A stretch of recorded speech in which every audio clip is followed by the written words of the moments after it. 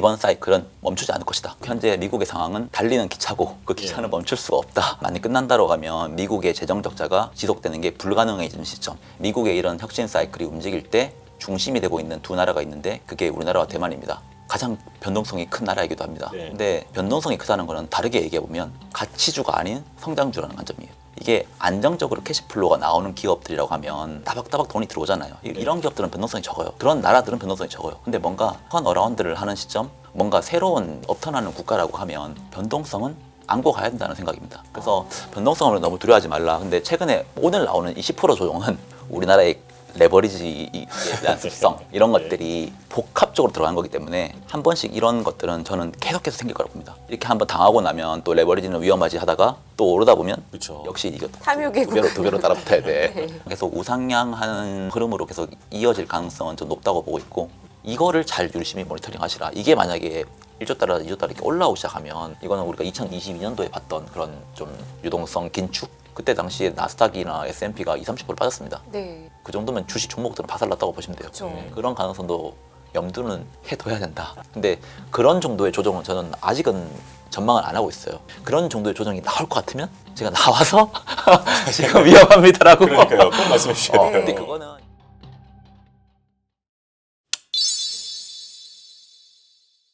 오늘 시장 보면서 부부장님 무슨 생각하셨을지 어떻게 보셨습니까? 근데 뭐 확실한 그런 것 같아요. 우리가 2022년도에 뭐 인플레이션 때문에 미국 증시가 그렇게 빠질 줄 알았을까? 뭐 코로나 때문에 그렇게 폭락이 있을 줄 알았을까? 그러니까 항상 우리는 왜 언제 빠질지는 진짜 알 수 없습니다. 그리고 언제 사야 될지도 사실 알 수 없지만 이게 사서 돈을 벌 수 있는 확률이 이 정도 수준에서 사면 돈을 벌 수 있는 확률이 과거에 이렇게 그어보면 이 정도 폭락하면 사면 된다라는 그런 것들은 이제 많이 증명이 됐죠. 근데 언제 팔았을 때 내가 이걸 잘 팔고 나왔을까 이런 것들은 사실 저는 맞추기가 어렵다고 봅니다. 그래서 저는 한국 증시나 미국 증시나 뭐 다른 나라 증시 똑같겠지만 이걸 볼 때 과연 이번의 사이클의 끝은 어디일까? 그리고 만약에 이번의 사이클이 끝난다면 어떤 트리거 때문에 끝날까? 이게 바뀌지 않으면 사실상 장은 우상향하거나 이런 것들에 대해서 자기의 뷰를 크게 바꿀 필요는 없다. 그리고 저는 그 생각을 합니다. 이게 반도체 사이클이라고 하는 게 그동안은 이제 시크리컬 사이클이었잖아요. 네. 그런데 만약에 이번 반도체 사이클, 특히 이 AI 데이터 센터 사이클 자체가 단순하게 뭐 소프트웨어 정도의 그런 혁신 정도가 아니라 실제로 미국의 입장에서 제조업의 르네상스, 산업 르네상스라고 한다고 하면 네. 이건 단순하게 시크리컬 산업이 아니다. 그리고 시크리컬 산업은 경기가 좀 둔화되면 이건 그만하고 경기가 좋아지면 이걸 좀 확장하고 이런 관점인데 이게 만약에 미국의 입장에서 시간에 쫓기는 지금 이거를 빨리 확장하지 못하면 나중에 이 생태계 자체가 우리 게 안 된다라는 관점이 있다라고 하면 이번 사이클은 멈추지 않을 것이다. 그래서 저는 항상 말씀을 드릴 때 그 얘기를 해요. 이게 지금 현재 미국의 상황은 달리는 기차고 그 기차는 멈출 수가 없다. 그래서 이번 사이클의 저는 끝은 많이 끝난다고 하면 미국의 재정 적자가 지속되는 게 불가능해지는 시점. 그 정도까지. 그런 관점이 아니라고 하면 이번에 이 제조업 캐펙스 사이클은 우리가 혁신이라고 하는 그리고 생산성이라고 하는 이런 것들을 보기 전까지는 쉽게 끝날 것 같지 않다. 그리고 그 미국의 이런 혁신 사이클이 움직일 때 지금 중심이 되고 있는 두 나라가 있는데 그게 우리나라와 대만입니다. 가장 변동성이 큰 나라이기도 합니다. 네. 그런데 변동성이 크다는 거는 다르게 얘기해보면 가치주가 아닌 성장주라는 관점이에요. 이게 결국은 이만큼 이익 사이클을 전망했는데 이익이 좀 덜 나오거나 뭐 이런 사이클이거든요. 네. 이게 안정적으로 캐시플로우가 나오는 기업들이라고 하면 따박따박 돈이 들어오잖아요. 이런 기업들은 변동성이 적어요. 그런 나라들은 변동성이 적어요. 근데 뭔가 턴어라운드를 하는 시점 그리고 뭔가 새로운 이게 업턴하는 사이클, 업턴하는 국가라고 하면 변동성은 안고 가야 된다는 생각입니다. 그래서 변동성을 너무 두려워하지 말라. 근데 최근에 오늘 나오는 이 10% 조정은 우리나라의 레버리지에 대한 습성 이런 것들이 복합적으로 들어간 거기 때문에 한 번씩 이런 것들은 저는 계속해서 생길 거라고 봅니다. 이렇게 한번 당하고 나면 또 레버리지는 위험하지 하다가 또 오르다 보면 그렇죠. 역시 이거 탐욕의 두 배로 따라붙어야 돼. 네. 이런 것들이 계속 생기거든요. 그래서 그게 또 어느 순간에 한 번 또 없어지고 이러면서 하지만 계속 우상향하는 흐름으로 계속 이어질 가능성은 좀 높다고 보고 있고 이번 저는 AI 그리고 데이터 센터 이런 사이클은 단순하게 소프트웨어 혁신 그거는 저는 제일 마지막에 보고 있어요. 예. 현재는 지금 어떻게 보면 이게 인프라 사이클이다. 그리고 이건 제조업에 대한 혁신 사이클이라고 저는 사실 보고 있습니다. 그러면 역시 제가 궁금했던 부분을 바로 지금 딱 말씀해 주셨는데요. 이건 단순히 AI 뭐 데이터 센터 좀 짓고 빅테크끼리 경쟁하고 그런 정도가 아니라 미국 정부의 전략적인 네. 아주 중요한 혁신 사이클이다. 네. 물러설 수 없다. 네. 라고 말씀해 주셨고 그렇다면 큰 그림에서 미국 정부가 감당할 수만 있으면 간다. 라는 말씀이신데 미국의 재정은 이미 안 좋아서 다들 걱정하지 않습니까? 네. 또 최근에 금리 올라가니까 또 걱정하는데 그렇죠. 미국의 재정은 언제 문제가 될까요? 미국의 재정이요? 네. 미국의 재정은 그냥 수치적으로 따지면 우리가 좀 그 채권을 금리가 오르고 내리고 할 때 이거를 좀 세분화시킬 수 있어요. 네. 이게 뭐 때문에 오르는지. 근데 텀 프리미엄이라고 하는 그 요인이 있습니다. 그거는 이제 이 불확실성, 뭔가 그 국채를 누가 사줄까에 대한 불확실성, 그리고 인플레이션이 오르지 않을까에 대한 불확실성, 이런 것들이 복합적으로 들어가 있는 게 텀 프리미엄이라고 하는데 이 금리대가 어느 트리거를 치면 시장이 큰 조정이 일어났었습니다. 예. 네. 근데 그 트리거가 얼마에 대한 수치를 확인할 수 없지만 과거를 돌려보면 지금보다 한 1% 정도 포인트 정도는 더 아직까지 여유가 있다고 보고 있고 그런 부분으로 치면 미국 10년 금리 기준으로는 뭐 5에서 5.5 되겠죠. 예. 그래서 그런 측면으로 전 보고 있고 지금 미국은 저는 그 국가 부채 있잖아요. 그 국가 부채 비율은 제가 방송 나갈 때마다 꼭 말씀드리는 게 있는데 지금까지 그 어떤 제국도 패권 국가도 자기들이 부채가 많았을 때 그 부채를 갚으면서 이거를 해결하려고 했던 국가는 단 한 국가도 없었다. 그런데 다 실패했다. 그런데 미국도 사실 이번에 이 국가 부채에 대한 비율을 떨어뜨리려고 하는 방식은 부채를 갚는 방식이 아니다. 예. 이번에도 결국은 부채가 아닌 이 몸집 GDP를 키워서 이 부채에 대한 비율을 떨어뜨리는 방식을 활용할 거다. 그래서 저는 미국은 GDP 성장에 목숨을 걸 거라고 봅니다. 그 목숨을 건다라고 하는 거는 결국은 GDP라고 하는 게 명목 GDP라고 하는 게 결국은 실질 성장과 인플레이션의 합이거든요. 네. 그러면 실질 성장은 과연 그러면 뭘로 나타낼 수 있느냐? 그리고 인플레이션은 과연 그러면 연준이 생각하는 목표치는 2%라도 미국 정부는 2%가 과연 목표일까? 이런 관점에서 놓고 본다고 하면 미국은 그냥 정부 입장에서 놓고 본다고 하면 실질 성장 3%, 인플레이션 3% 나오는 게 지금의 이 부채 비율을 떨어뜨리는데 훨씬 유리하다. 이게 옛날부터 연준의 목표치가 2%로 적혀 있던 거는 네. 결국은 성장이 그 정도 수준밖에 안 나오니까 네. 선진국 계열에 들어가면 그 정도 수준입니다. 대부분 신흥국들이 뭐 목표치를 2%로 하지 않잖아요. 네. 인플레이션을. 그래서 그렇죠. 그런 측면으로 2%를 잡아놨는데 물론 중앙은행은 이거를 자기들의 목숨처럼 다지고 있어야지 기대 인플레이션이라고 하는 게 안 잡힌 그 관리가 되거든요. 네. 근데 정부의 입장에서 정부는 실질적으로 인플레이션이 얼마가 나오느냐, 성장이 얼마가 나오느냐 이거를 가지고 GDP라는 걸 키우거든요. 이 GDP 입장에서 지금의 이 부채 비율이 성장하는 폭보다 GDP가 성장하는 폭이 커져야 이 비율 자체가 떨어질 텐데 과연 연준이 생각하고 있는 2%를 낮추려고 하면 결국은 이 성장을 아까 둔화시켜야 된다는 관점이거든요. 네. 이렇게 했을 때 이 부채 비율이 과연 줄어들 수 있을까? 저는 그게 훨씬 어렵다라고 생각이 들고 있고 그래서 이쪽을 사이즈를 키우는 거를 정부 입장에서는 무조건 그 목표를 잡을 가능성이 높다. 그리고 이 부채라고 하는 거는 결국은 국가 부채에 대한 이자 비용이 다 있잖아요. 네. 이 이자 비용을 이게 올라가면 결국은 가지고 있는 리파이낸싱을 할 때 비율이 다 그 금리가 올라가니까 부채에 대한 평균 금리가 올라가 버리거든요. 네. 그러면 이 분자인 측면도 빠르게 올라가는 효과가 있습니다. 그래서 정부는 강제적으로라도 이 리파이낸싱하는 금리들을 인위적으로 떨어뜨리려고 모든 수단을 다 활용할 것이다. 그렇죠. 이게 1940년대 썼던 금융 억압이라는 방식입니다. 네. 금융을 억압시켜서 결론은 미국채 10년물이나 이런 국채 금리 있잖아요. 이거를 강제적으로 수요로 누르는 방식입니다. 못 올라가게. 이런 방식을 활용할 가능성이 저는 있다라고 보고 있고 여러 가지 방법론들이 있지만 은행을 활용하는 방법도 있고 스테이블 코인을 활용하는 방법도 있고 이런 방식을 저는 다 활용할 것이고 이번 사이클에서는 이 모든 것들을 다 볼 가능성이 높다. 정부가 쓸 수 있는 모든 카드를 다 볼 가능성이 높다. 어차피 국가부채 120%라고 하는 비율은 1, 2년 안에 해결할 수 있는 방법이 아닙니다. 그렇죠. 결국은 앞으로 나오는 이제 혁신들이 점점 나올 텐데 과연 혁신은 뭘로 만들어지고 그리고 금융억압은 어떤 재료로 이걸 활용할 거고 이런 것들을 저는 앞으로 우리가 볼 가능성이 높은데 이번에 베센트랑 워시가 이제 진행을 할 텐데 결국은 재무부와 연준이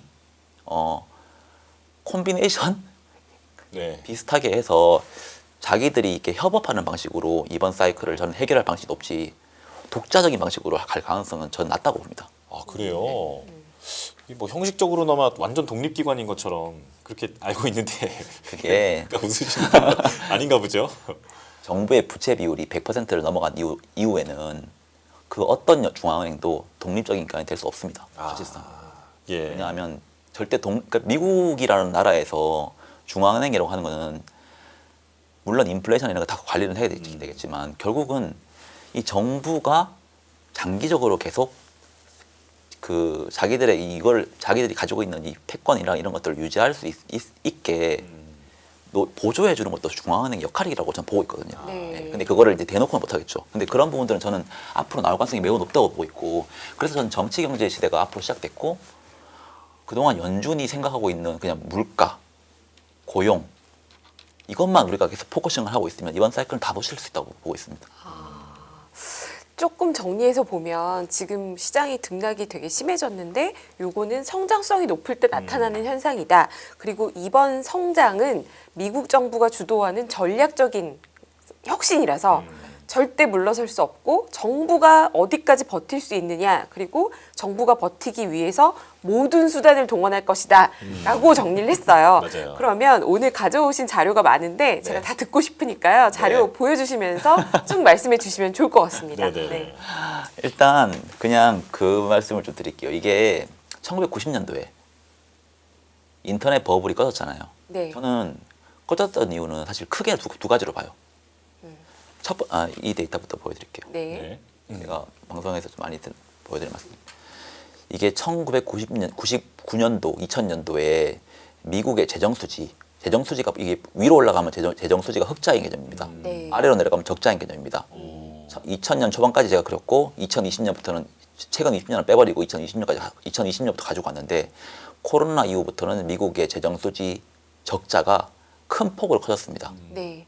그런데 원래 과거에 미국이라는 나라가 하는 미국의 나라는 재정 수지가 흑자가 났던 경우가 거의 없었어요. 그러네요. 그런데 그러네요. 99년도, 2000년도에는 흑자가 났었습니다. 네. 이때 당시에 클린턴 정부가 이제 미국도 재정 수지 흑자가 난다라고 하면서 엄청나게 좋아했었어요. 근데 어김없이 다시 닷컴 버블이라고 꺼졌습니다. 네. 저는 버블 붕괴를 초래했죠. 그 네. 버블 붕괴에 대해서 너 설명해봐라고 했을 때 그때 뭐 위기는 아니었거든요.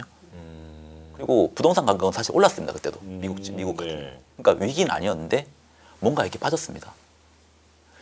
다양한 관점에서 생각해 볼 수 있지만 저는 유동성 측면에서 이 부분이 사실 가장 중요하다고 보고 있는데 미국이라는 나라는 결국은 달러라고 하는 통화를 자기들이 풀 수 있는 국가입니다.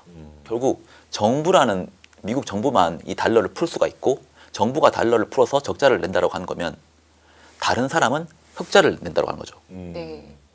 그 다른 사람이라고 하는 거는 미국 정부를 제외하면 미국의 민간 아니면 미국 외의 국가 네. 그 세 개밖에 없습니다. 네. 이 세 개의 양동에서 주고받는 방식이에요. 정부의 적자는 민간의 흑자라는 관점이죠. 네. 근데 정부의 흑자는 결국 그러면 민간의 적자라는 관점이죠. 사실 99년도에 사실 모든 증시가 다 올랐었습니다. 그 전까지는 미국 정부가 계속 적자를 내다가 99년부터 흑자 기조로 돌렸다고 하는 거죠. 네. 저는 이 부분이 유동성 측면에서 닷컴 버블을 붕괴를 했을 때 가장 첫 번째로 초래한 가장 결정적인 이유라고 보고 있습니다.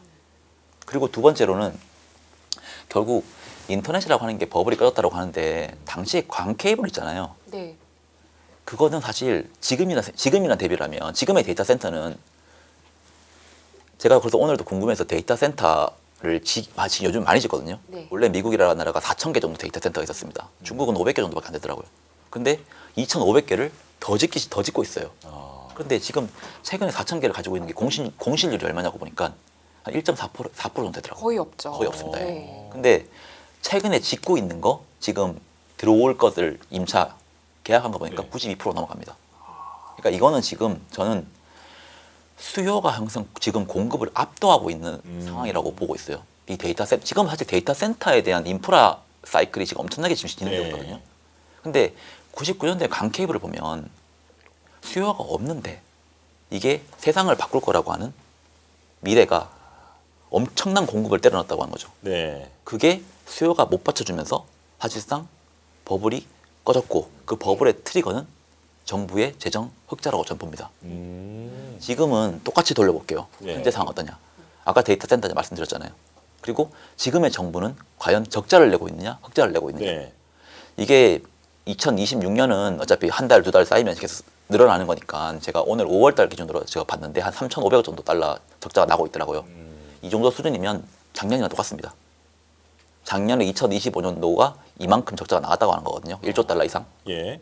올해도 비슷한 수준으로 전 나갈 거라고 봅니다. 4월 달에는 세금 이런 거 걷는 것 때문에 조금 이제 적자가 들어오는 게 좀 있지만 네. 실질적으로 5월 달부터는 다시 이렇게 늘어나는 경우가 있거든요. 5월, 6월, 7월, 8월 가면. 그러면 미국의 재정 적자는 현재도 계속되고 있다. 정부가 재정 적자를 계속 내고 있다라고 하는 거면 이번 사이클을 멈출 생각이 없다. 그리고 데이터 센터가 지금 수요가 없냐? 여전히 계속 수요가 있다. 네. 수요가 있는데 지금 그 공급이 못 따라가고 있는 거다.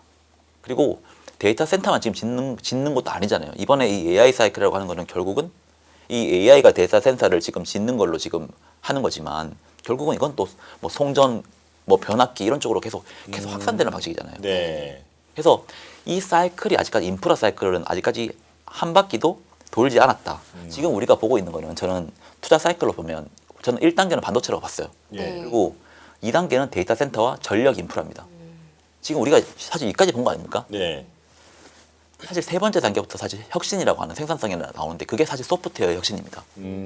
그리고 이 소프트웨어가 여러 가지 어플리케이션에 들어가고 뭐 휴머노이드까지 들어갈지 모르겠지만 휴머노이드에 들어가고 그리고 우리가 지금 뭐 조방원부터 해서 개발하고 있는 모든 산업에 저는 이 AI가 장착될 거라고 보고 있어요. 네. 그러니까 이건 아직까지 시작도 안 됐다고 하는 거죠. 그리고 사실 이 소프트웨어 단계가 끝나면 그 다음 저는 가치 이전이라고 보는데 이 부분이 결국은 디지털 금융 인프라 쪽으로 넘어가는 방식으로 보고 있어요. 이때 당시 되면 뭐 AI 에이전트나 이런 것들이 우리가 지금 말로만 듣던 것들이 다 나올 거라고 봅니다. 근데 아직까지는 이쪽으로 돈이 안 가고 있어요. 그러니까 반도체만 계속하니까 다른 쪽은 지금 못 올라가잖아요. 네. 그러니까 저희 이런 상태에서 1단계, 2단계가 지금 가고 있는 상황이고 3단계, 4단계는 아직 시작도 안 하고 있다라는 관점으로 좀 보고 있고 현재는 지금 여전히 이쪽인데 이게 수요가 없이 공급만 지금 때려놓고 있는 건가? 저는 아니라고 보고 봅니다. 네. 3단계, 4단계가 되면 또 1단계로 또 필요해집니다. 왜냐하면 지금의 이걸로는 또 부족해지거든요. 네. 이게 한 바퀴가 계속 도는 것도 아닌데 현재 상황에서 이게 버블이 시작됐고 버블이 이제 꺼져야 된다. 이런 관점으로 저는 보지 않는다고 하고 있고 이게 만약에 모든 게 다 필요 없어 그냥 이번에 꺼져야 한다고 하면 결국은 인플레이션과 금리라고 보거든요. 네. 이 인플레이션이 통제가 안 되는 그리고 그 인플레이션에 그대로 동행해서 올라가는 장기 금리나 이런 것들은 그대로 따라 올라갈 거 아니에요. 그러면 아까 전에 말씀드렸던 텀 프리미엄이나 이런 것들이 트리거를 치면서 이게 꺼질 수 있겠죠. 근데 제가 아는데 정부가 모르겠어요. 그러니까 이 정도면 이런 부분들을 관리하려고 그 어떤 방식은 다 활용할 거라고 한다는 거죠. 그게 은행의 규제 완화가 됐든 아니면 장기물에 대한 공급량을 조절을 하든 아니면 단기채에 대한 수요량을 증폭시키든 우리가 단순하게 스테이블 코인을 미국 국채 사는 방식으로 보면 안 되고 마지막에 제가 말씀드렸던 그 디지털 금융 인프라 있잖아요. 네. 네. 이거는 대부분의 그 블록체인망에서 결제된다는 방식이거든요. 그러면 대부분의 결제에 대한 통화는 스테이블 코인으로 갈 가능성이 없습니다. 이 비트코인이나 BTC나 뭐 이더 같은 그런 가상화폐를 살려고 하는 게 아니라 앞으로 모든 금융 인프라가 스테이블 코인이 될 가능성이 높다고 하면 그거는 우리가 간접적으로 다 미국 국채를 가지고 간다는 방식이죠.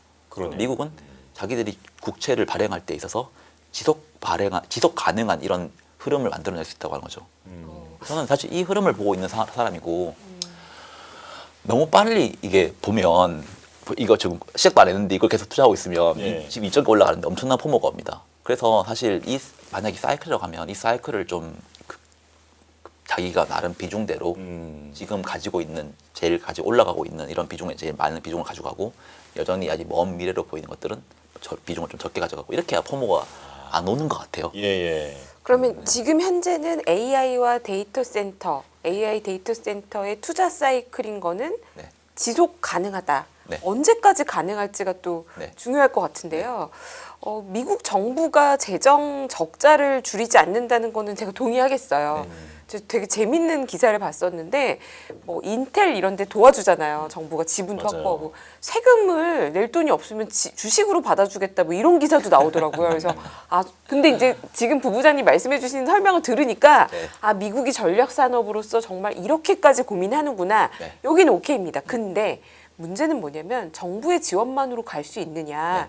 민간 자금이 필요하고 그렇죠. 민간 자금이 금리에 민감한 거 아닙니까? 그렇죠. 근데 지금 사모대출이 계속 환매가 나오고 있고 그렇죠. 이미 데이터 센터에 들어간 사모대출들이 롤오버를 걱정하기 시작했잖아요. 네. 요거 어떻게 보십니까? 계속 받쳐줘야 네. 금리는 안 올라가고 규모는 커져야 내년에도 투자를 계속하지 않겠어요? 이게 이 표안 보시면 최근에 미국으로 자금이 들어가는 주식과 채권의 네. 금액입니다. 이 빨간색이 주식이에요. 주식, 에쿼티. 어마어마하게 들어가네요. 파란색이 채권입니다. 원래는 채권으로 조달을 해서 자금을 땡겨서 네. 이거를 투자를 하는 방식이 맞아요. 근데 지금은 주식의 비중이 어마어마하게 큽니다. 음. 다르게 말하면 지금은 미국 입장에서는 이 캐펙스 사이클이 계속 유지가 되려면 주식 시장이 꺼지면 안 됩니다. 이게 캐펙스가 계속 투자가 되니까 주식이 오를 거라고 우리는 전망을 합니다. 네. 그런데 지금 미국 정부, 트럼프 입장에서 미국 정부 입장에서 보면 주식이 꺼지면 캐펙스가 무너집니다. 네. 증자도 해야 되고. 그러면 무조건 부양합니다. 제가 만약에 미국이 캐펙스 사이클을 멈출 생각이 없다라고 하면 네. 그리고 증자는 기본적으로 채권보다 주식이 조달이 싸니까 그 방식으로 조달을 하는 겁니다. 네. 그래서 그건 기업의 그 재무를 담당하는 사람 입장에서 그렇게 하는 거고 여전히 저는 근데 그거 있어요. 그냥 지금 에비타 대비해서 지금 부채 비율이 그 빅테크들이 높으냐 낮으냐. 사실 오라클 대비 말고는 그렇게 높은 기업은 많이 없어요. 네. 그러니까 돈이 막 엄청나게 쪼달려가지고 막 증자하는 개념이 아닌 거고 여전히 현금이 있는데도 하는 방식이고 코로나 때 하이힐드 채권들이 엄청나게 리파이낸싱 한 거 아세요? 그쵸. 장기채로. 네. 원래는 하이힐드 채권들은 만기 길어봐야 5, 6년이거든요. 2, 3년 정도로 보통 발행을 해요. 네. 근데 그때 자금 조달을 하는 사람들이 잘 해놔서 2027년, 8년 정도까지 만기까지 그때 채권을 어마어마하게 발행을 시켜놨습니다. 네. 낮은 금리로. 그게 사실상 이번에 2022년도에 금리가 올라갈 때 하이힐드 채권의 부도가 안 난 결정적인 이유라고 보고 있어요. 네. 그게 이제 2027년, 8년 되면 계속 롤오버가 돌아오잖아요. 그래서 트럼프는 사실상 계속 금리 떨어뜨려라 하는 이유가 리파이낸싱이 되는 시기가 그 회사채가 많이 몰려 있습니다. 빅테크는 이 금리에 리파이낸싱 해도 큰 문제 안 됩니다, 사실. 좀 더 돈 더 내면 되죠. 그래요? 하이힐드는 사실 말이 달라진다고 하죠. 그냥 정크 본드 같은 경우에는 리파이낸싱 핵심이고 물론 뭐 경기가 좋고 하면 자금 조달을 해서도 좀 조금씩 버틸 수는 있겠지만 그 높은 금리를 장기간 관리할 수 있는 정크 본드들은 많지는 않거든요. 그래서 그런 것 때문에 빨리 금리를 낮춰야라고 하는데 사실 금리가 낮아지려면 결정적으로 생산성이 안 올라가면 저는 이번 금리는 낮아지기 쉽지 않다고 보거든요. 왜냐하면 인플레이션이 잡히지 않는다고 봐요. 네. 이번 인플레이션은 수요발 인플레이션 절대 아니에요. 그러니까 뭔가 이게 우리가 그동안 리만 브러스 그 2008년대 금융위기 터질 때나 그럴 때 보면 대부분 다 수요발로 이렇게 올라오는 게 꽤 있었습니다. 네. 지금은 거의 그렇게 지금 인플레이션이 나오는 방식이 아니기 때문에 결국은 공급을 확 늘려가지고 이거를 싸게 만들어 가야 되는 형태가 있고 지금 에너지 가격이 잡히는 상황이 아니기 때문에 기본적으로 인플레이션이 쉽게 사그라들지 않습니다. 그래서 생산성에 계속 혁신을 만들어내야 되지 이걸 금리를 올려서 뭔가 얘를 죽여가지고 물가를 잡는다? 그 방식은 저는 사실 캐비너스도 여기 동의 안 한다고 보고 있어요. 그러면 뱅크 오브 아메리카가 뭐 연내 3회 올릴 수 있다. 그 얘기는 왜 나왔다고 보세요? 뱅크 오브 아메리카가 금리를 3번 올려야겠다고 하는 거는 뭐 자기만의 이유가 있겠죠. 네. 뭐 근데 연내라고 하니까. 그거는 있죠. 예. 이게 지금 금리를 올리면 누가 가장 피해를 볼까요? 지금 금리를 올리면 누가 가장 누가 지금 제일 부채가 많습니까? 미국 정부요. 네. 미국 정부가 디폴트가 납니까? 신용등급은 계속 떨어지지 않았습니까? 그런 이벤트가 있을 때마다. 이게 근데 정부는 계속 국채를 발행할 수 있는 국가. 네, 네. 그렇죠. 기축 통화니까. 네. 그러면 정부는 더 국채를 발행하겠죠. 더 높은 금리로. 그러면 그 유동성은 누가 가져갑니까? 이자를 받아가는 기관들은. 결국은 또 그거를 가지고 있는 채권을 가지고 있는 MF에 돈을 넣고 있는 또 그거는 중산층이나 저소득층이 그 MF에 돈 넣고 있을까요 지금? 그러면 유동성은 또 확장돼 양극화는 더 심해진다고 하는 거죠. 그러니까 그런 상황으로 지금 잡을 수 있는 상황이 아니라고 하는 거죠. 네. 그렇기 때문에 1940년대도 10% 20%가 인플레이션이 나왔는데도 정부는 기준금리를 거의 제로로 유지했고 장기채 금리를 2.5%로 그냥 막아버렸습니다. 그리고 생산성에 올인했습니다. 그때 나왔던 게 고속도로부터 자동차까지 다 나왔습니다. 그러면서 이 사이클, 생산성이 인플레이션을 잡는 방식으로 갔고 뭐 나중에 마지막에는 뭐 이제 베트남 전쟁 이런 거 하면서 60년대에는 금리가 물가가 다 올라갔지만 생산성도 덜 나오기 시작했고 결국 50년도에 인플레이션을 잡았던 방식은 생산성을 가지고 물가를 통제를 했다고 하는 거죠. 단기간에 인플레이션이나 이런 리스크는 다 있었지만 저는 이번에도 비슷한 방식으로 정부는 이거를 해결하려고 할 가능성이 높다라고 보는 사람 중에 한 명이고 그러면 우리가 여기서 어떻게 하면 투자를 해나가야 될지에 대해서 고민을 하는 게 훨씬 더 중요하다라는 생각을 계속 가지고 있죠. 예. 지금 시장에서 걱정하는 거는요. 저는 부부장님 말씀대로였으면 좋겠어요. 네. 생산성이 더 지금 이 시장을 더 끌고 갔으면 좋겠습니다. 네. 그런데 아직 AI로 인한 생산성 혁신은 증명이 덜 돼 있는 와중에 됐죠. 네. 트럼프가 일으킨 이란 전쟁은 예상보다 길어졌고 이 인플레이션은 후폭풍이 한 번 더 있을 거라고 지금 걱정을 하지 않습니까? 네. 그러면 장기에는 생산성이 더 좋아진다고 하더라도 당장은 한 대 맞고 가는 거 아니냐? 요 걱정 어떻게 생각하십니까? 변동성 저는 나올 수 있다고 봅니다. 근데 그 변동성을 우리가 기회로 봐야 되느냐 아니면 이제 끝났다고 봐야 돼. 그것 때문에 저는 계속 말씀드리는 거예요. 네. 이게 그러니까 2022년도는 6개월 정도 빠졌잖아요. 네, 그거는 기회였잖아요. 어떻게 보면. 그렇죠. 근데 99년도에는 2000년도에는 그게 기회입니까? 90%가 빠지는데 10년 고생하지 않았습니까? 죽는 거예요, 죽는 거고. 네. 그거는 죽는 그렇죠. 거. 그건 물타기 하다 죽는 거예요. 돈 다 잃습니다. 네. 그러니까 그런 관점으로 우리가 좀 시장을 봐야지 이게 이번 사이클의 끝이 뭐 예를 들어서 코스피로 치면 9천을 갔다가 지금 7천을 갔는데 이 7천이 6천 갈지 5천 갈지 이렇게 떨어지는 방식일지 아니면 7천 갔다가 다시 뭐 10,000 갈지 11,000 갈지 이거를 볼 때 이 사이클이 앞으로 1년 뒤에 10,000을 넘어갈 확률이 높으냐 아니면 다시 원상복귀로 5천 밑으로 떨어질 확률이 높으냐 이런 관점이 이번 사이클을 대응하는 데가 훨씬 중요하지 않을까라고 보고 있다는 걸 하는 거죠. 예. 이게 장기적인 근데 뷰가 이제 없으면 역사 속의 조정은 역사 속의 조정이라서 6개월 뭐 1년 길지 않다라고 느끼지만 그렇죠. 예. 지금부터 우리가 6개월 조정이라고 그러면 지금 공포에 떨실 분들이 많아요. 그래서 이게 이제 부디 짧게 지나갔으면 좋겠다라는 생각은 드는데 어쨌거나 그 기간을 우리가 정확하게 알 수는 없어도 큰 방향성은 미국이 끌고 간다. 네. 걱정할 사이클이 아니라 오히려 네. 기회를 주는 때다. 이렇게 말씀해 주신 거네요. 지금 그렇게 보고 있고 양극화랑 집중도는 점점 심해질 것 같아요. 저도 이게 계속 포트폴리오를 계속 이제 매달마다 저는 사실 리밸런싱을 하면서 분석을 하거든요. 올해 1월 달만 해도 좀 섹터가 분산돼 있었어요. 제가 보고 있는 네. 주도주라고 해야 되나? 근데 6월 달 기준으로는 전부 다 IT더라고. 그렇죠. 근데 그게 제 성과가 좋긴 해요. 네. 근데 이게 섹터가 집중된다고 하는 거면 결국은 단기적인 조정의 가능성이 있다라고 하는 거거든요. 그러니까 피할 데가 계속 없으니까 아니면 이쪽으로만 계속 돈이 쏠린다라고 하는 거잖아요. 그러면 뭐 하나만 트리거를 쳐도 분산돼 있으면 얘는 빠져도 얘는 안 빠지는데 예. 이쪽에 집중돼 있으면 그러니까요. 그렇죠. 이쪽에 하나가 그 아이디어가 무너져 버리면 우르르 빠진다는 거잖아요. 그렇죠. 예, 그래서 그런 거에 대한 리스크는 좀 계속해서 조심을 할 필요가 있다. 그래서 그래서 레버리지 저는 하지 말라고 자꾸 말씀을 드린 거예요. 네. 이번에 레버리지로는 절대 돈 벌기 쉽지 않다. 아, 변동성은 더 크다. 그렇죠. 예. 네. 이게 50% 빠지면 100%를 벌어야 본전이잖아요. 맞아요. 네. 예. 근데 레버리지 그거 어떻게 감당하시겠어요? 특히나 또 뭐 신용을 쓰셔서 이렇게 또 하거나 그러면은 예. 레버리지를 안 써도 지금 이미 레버리지 시작입니다. 네.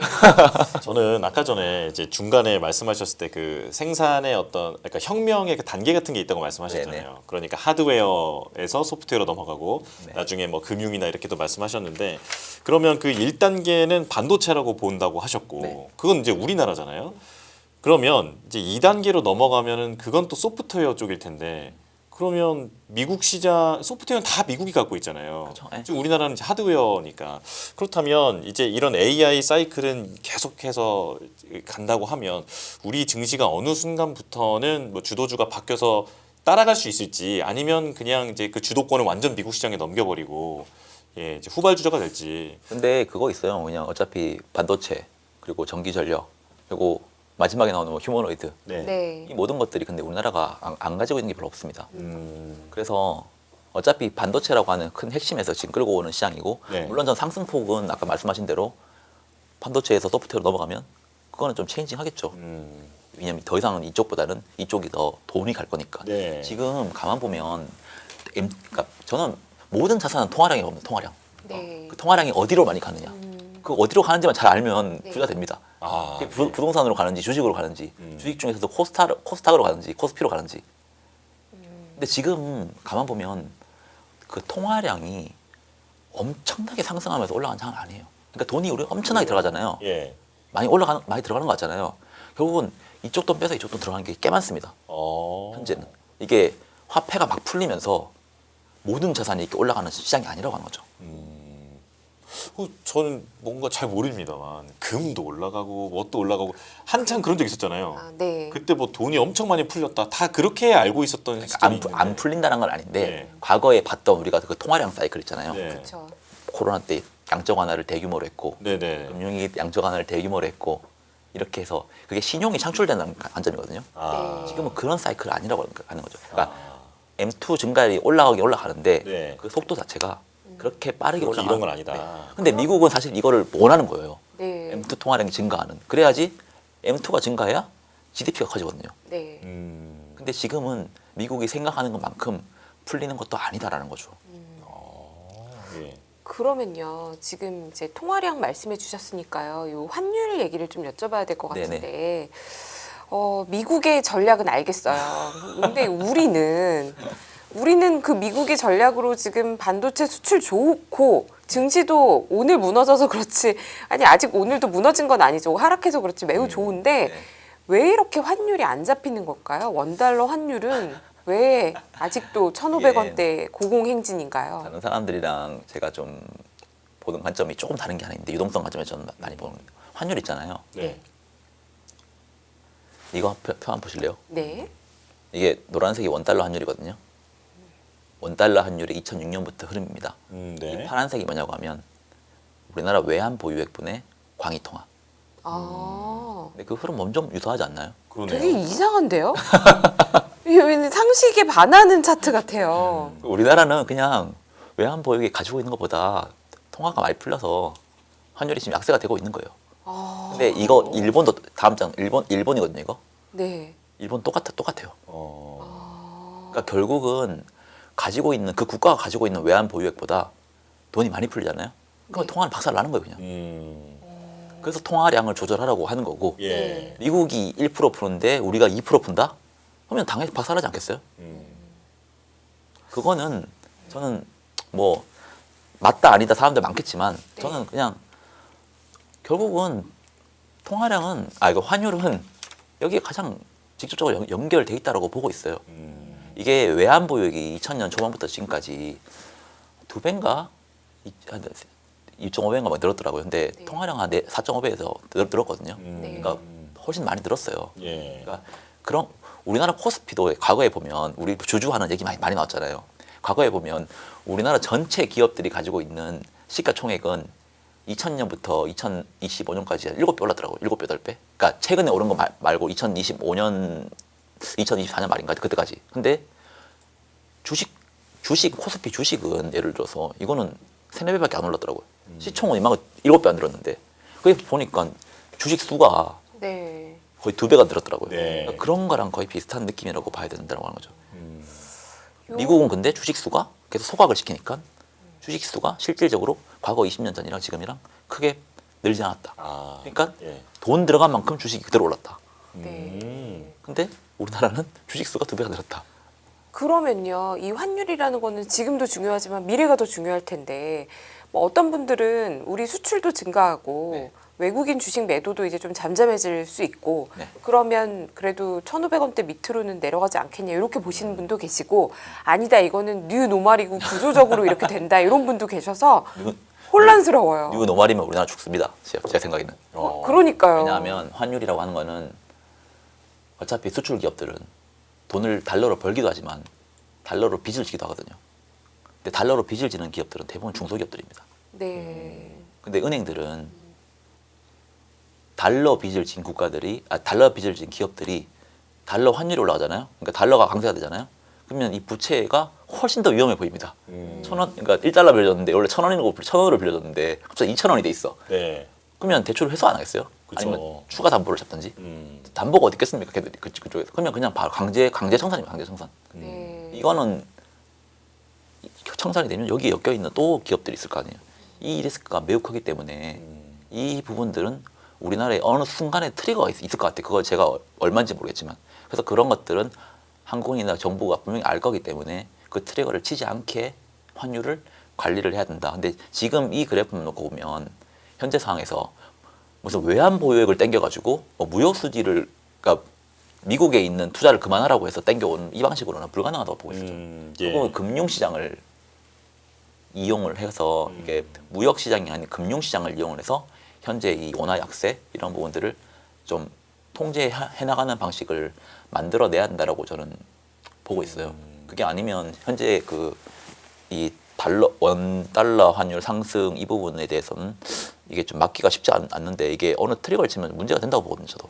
그러면 한국이 먼저 미국보다 금리 인상을 할 가능성도 있다고 보시나요? 그리고 필요하다고 보시나요? 네, 저는 있다고 보고 있고, 네. 근데 그 금리 인상이 성장을 죽이면 안 되겠죠. 네. 미국의 뱅크 오브 아메리카 네. 그 3번을 하면서 네. 경기 침체를 전망하면서 3번을 인상하는 거를 하질 않았을 거예요. 아, 그렇죠. 그러니까 예. 3번 인상을 해도 정부는 버틸 수 있다라고 하는 거거든요. 그래서 그런 관점이라고 보고 있고, 만약에 미국 증시가 빠진다고 하면 결국은 저는 유동성 측면에서 미국에 지금 엄청나게 많은 돈이 MMF 시장에 잠겨 있습니다. 근데 MMF가 거의 8조 달러가 들어가 있는데 이 MMF들은 미국 국채를 투자할 수 있는데 위험을 회피하고 싶으면 영래포라고 하는 계좌에 돈을 넣을 수 있어요. 근데 국채를 더 이상 안 사고 영래포에 돈을 집어넣겠다라고 하면 이 8조 달러가 리밸런싱이 되는 방식인데, 그러면 이거는 유동성 측면에서 엄청난 긴축이 일어납니다. 그게 2021년부터 네. 2021년 하반기부터 2022년 상반기까지 일어났던 현상이었고요. 네. 이거를 잘 유심히 모니터링 하시라. 이게 만약에 그렇게 큰 변화가 없다고 하면 현재 자금 시장에서는 크게 문제가 없을 것 같다. 그게 금리가 3번을 인상을 하든 네. 2번을 인상을 하든. 근데 저는 인상 안 한다고 보지만 그렇게 하더라도 영래포라고 하는 잔고가 충전되지 않는다라고 하면 금리 3번 정도 인상이 지금의 이 사이클을 무너뜨릴 가능성은 낮다.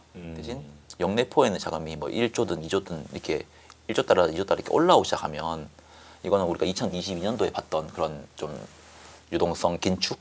그때 당시에 나스닥이나 S&P가 20~30% 빠졌습니다. 네. 그 정도면 주식 종목들은 바살났다고 보시면 돼요. 그렇죠. 그런 가능성도 염두는 해둬야 된다. 아. 근데 그게 끝은 아닐 것 같다. 그렇게 했다가 다시 올라갈 수 있는 거잖아요. 근데 그런 정도의 조정은 저는 아직은 전망을 안 하고 있어요. 근데 그런 정도의 조정이 나올 것 같으면 제가 나와서 지금 위험합니다라고. 그러니까요. 꼭 말씀해 주셔야 돼요. 근데 그거는 증시가 문제된 게 아니에요. 유동성에 한번 이게 그렇죠. 순환매 있잖아요. 네. 코스닥이 지금 안 좋아서 빠진 거예요. 코스피 가려고 빠진 거예요. 아, 수급이 안 좋죠. 네. 네. 그런 관점이라고 보시면 돼요. 근데 코스피는 좋잖아요. 그럼 우리나라 전체 시총은 올랐거든요. 맞아요. 근데 코스닥은 마이너스거든요. 올해 마이너스더라고. 저 깜짝 놀랐습니다. 네. 코스닥 안 보고 있다가 봤는데 마이너스더라고. 800대 코스피는 갔습니다. 100% 올랐는데. 그럼 미국 국채의 단기 유동성에 문제가 없으면 네. 시장은 그렇게 큰 조정 구간은 아니다. 네. 근데 그거를 워시는 한번 시험을 해보려고 한다. 아. 해도 문제 없을 것 같다라는. 네. 그러니까 그걸로 인플레이션을 잡을 거라고 하는 거죠. 네. 그래서 한번 깜짝 놀라게 해서. 그걸로 만약에 좀 긴축을 시켜놓으면 네. 금리 인하도 우리가 해볼 수 있다. 음. 금리 인하를 해야 그런 중소기업들이나 서비스 업체들이 생산성을 돌릴 수 있는데 지금은 금리가 너무 높지 않느냐라고 하는 게 워시의 생각이에요. 근데 그냥 금리 인하하면 되는데 유동성을 건들면서 한다라고 하면 뭔가 이게 뭐 이게 좀 그게 있을 수 있죠. 근데 그거를 뭐 9월에서 연말 정도에 발표하고 한다고 하니까 5개 뭐 태스크포스를 뭐 이게 만들어서 한다고 하잖아요. 그래서 그런 것들에 대해서 우리가 어떻게 나올지를 잘 보셔야 되지만 제 생각에는 하지 않을 것 같다. 예. 왜냐하면 지금의 미국의 그 단기 유동성 시장은 잘못 건드면 폭발한다. 예. 돈이 너무 많이 들어가 있고 네. 2019년도에 레포 발작이라는 게 있었었는데 그때랑 지금은 단기 자금 시장의 유동성이 급이 다르다. 그때는 연준이 만회할 수 있었는데, 그러니까 실수했다고 하면서 한두 달 만에 복구할 수 있었지만 이번에 만약에 문제가 되면 복구하기 쉽지 않다. 그래서 아예 문제가 생기게 하면 안 된다라고 저는 생각을 하고 있어요. 네네.